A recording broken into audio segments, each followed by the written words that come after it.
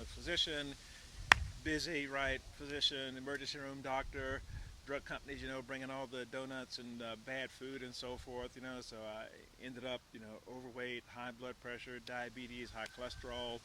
I was 35. I had a 37-year-old come in with a heart attack, and that really got my attention. And so I figured I had to clean up my own life. The first thing I did was take one of the drugs that I had been taught to give other people. It gave me so many side effects that it woke me up to the reality that you can't medicate your way out of conditions you behave yourself into. And so I started behaving my way out of it by changing my diet and that type of thing.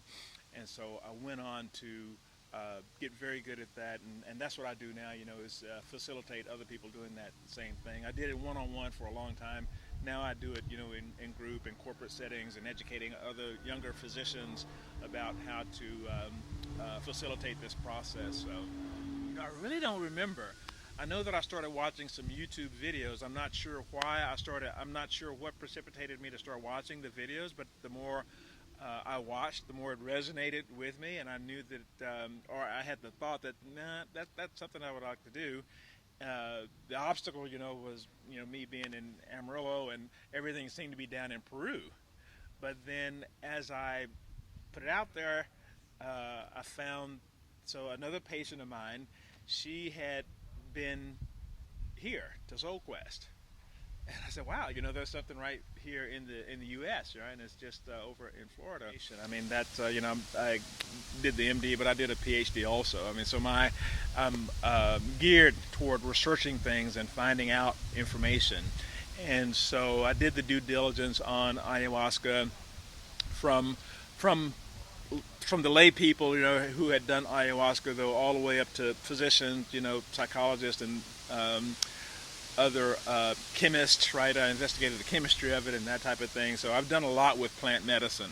So, ayahuasca falls into the paradigm of, what I have done with, with the black seed oil, right, and turmeric and a lot of other these things. So I know that the plants have, the plants they have to live their life in a hostile environment, right?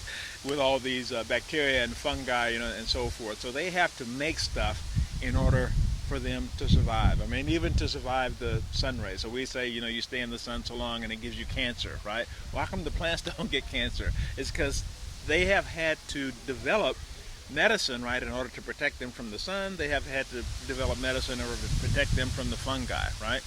So when we take that medicine inside us, it protects us from this. I mean, years ago, 100 years ago, when people were outside and riding horses, right, and hanging clothes outside and so forth, all this sun exposure, skin cancer rates were down here. Now people are riding in cars with the tinted glass, right, and living inside and working in computers and that. Now we got all this cancer, right? Why? Because we're not taking advantage of the sunblock, the natural sunblock that the plants make, right?